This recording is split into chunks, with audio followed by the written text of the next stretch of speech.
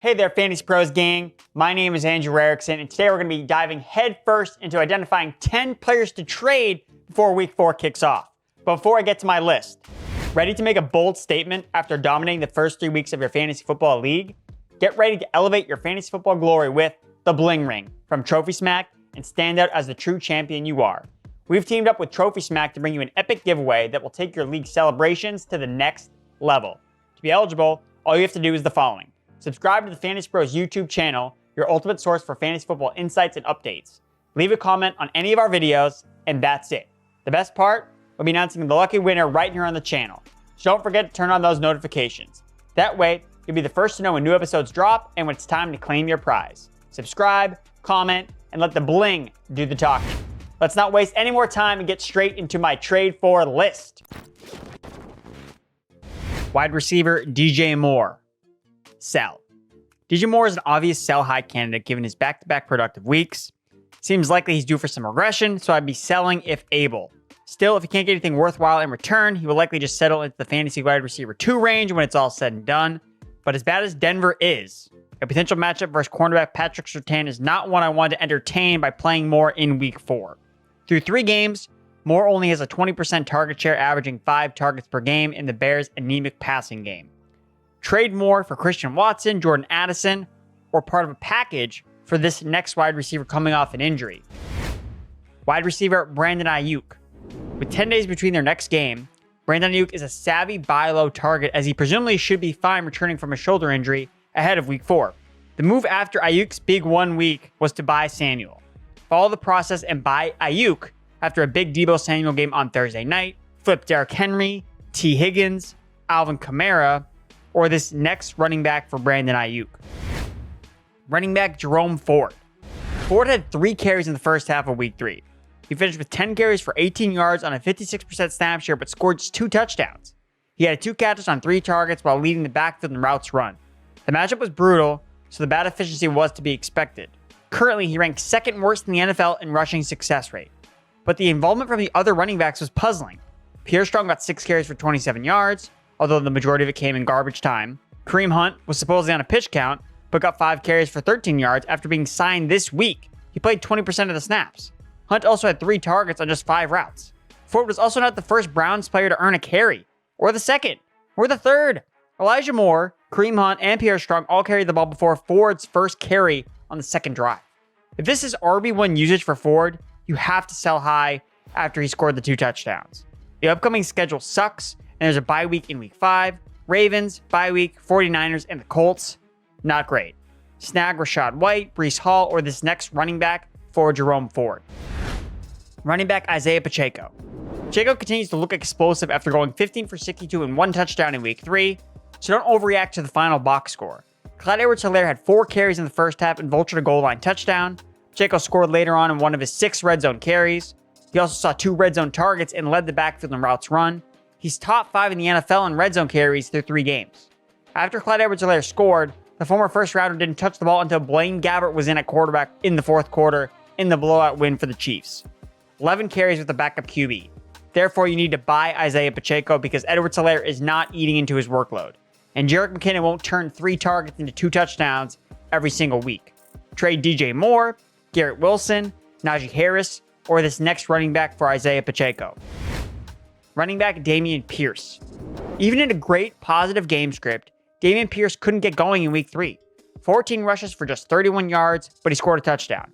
Devin Singletary had more yards at 41 on just 9 carries.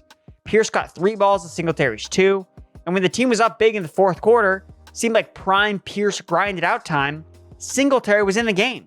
Pierce is a good player, but his role is capped unless he scores. He still only managed to carve out a 54% snap share versus Singletary's 39%. Pierce has only 30 more rushing yards on the year than Singletary, despite 20 more carries this season. I can't imagine Pierce is set up for success versus the Steelers' fierce defensive line in Week 4. Sell Javonte Williams, or part of a package this player for this 2nd-year running back. Running back James Cook.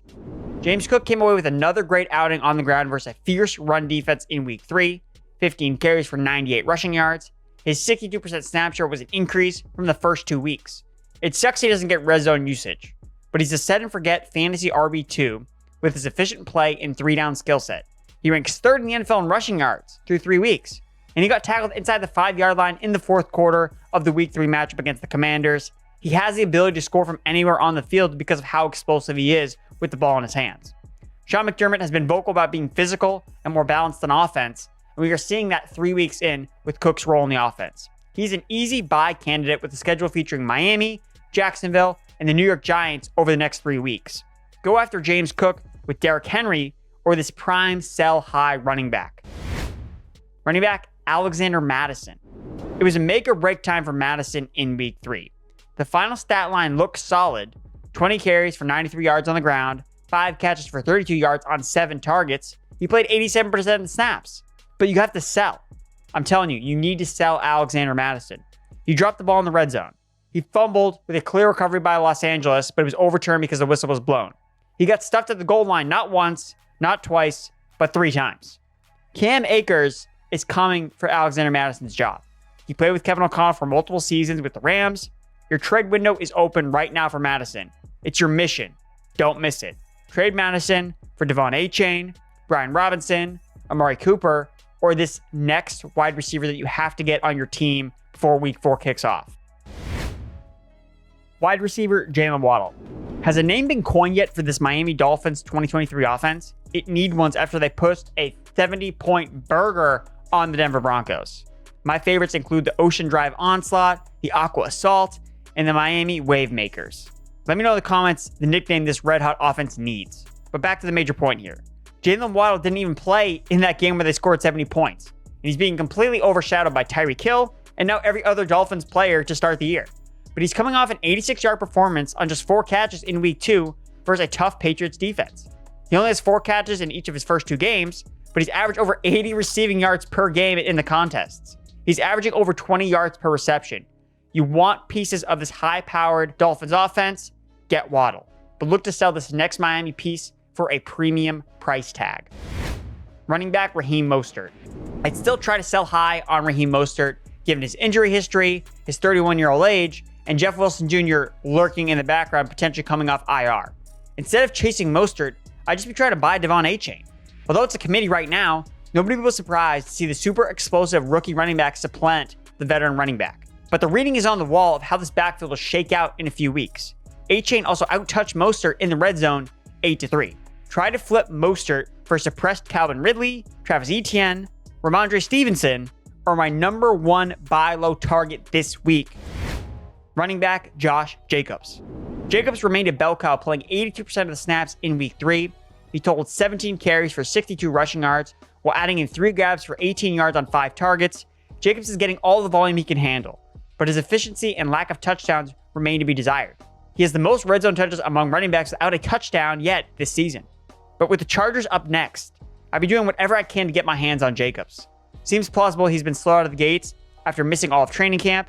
He also started out last year sluggish through the first 3 games, until he went nuclear in Week 4 en route to leading the NFL in rushing yards. The time is now to strike a deal for Josh Jacobs.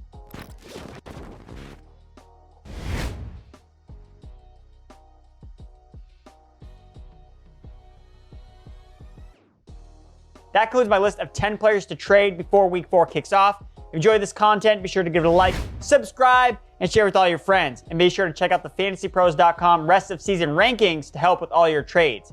And before you go, ready to make a bold statement after dominating the first 3 weeks of your fantasy football league? Get ready to elevate your fantasy football glory with the bling ring from Trophy Smack and stand out as the true champion you are. We've teamed up with Trophy Smack to bring you an epic giveaway that will take your league celebrations to the next level. To be eligible, all you need to do is the following. Subscribe to the Fantasy Pros YouTube channel, your ultimate source for fantasy football insights and updates. Leave a comment on any of our videos, and that's it. The best part, we'll be announcing the lucky winner right here on the channel. So don't forget to turn on the notifications. That way you can be the first to know when new episodes drop and when it's time to claim your prize. Subscribe, comment, and let the bling do the talking. Thanks for watching.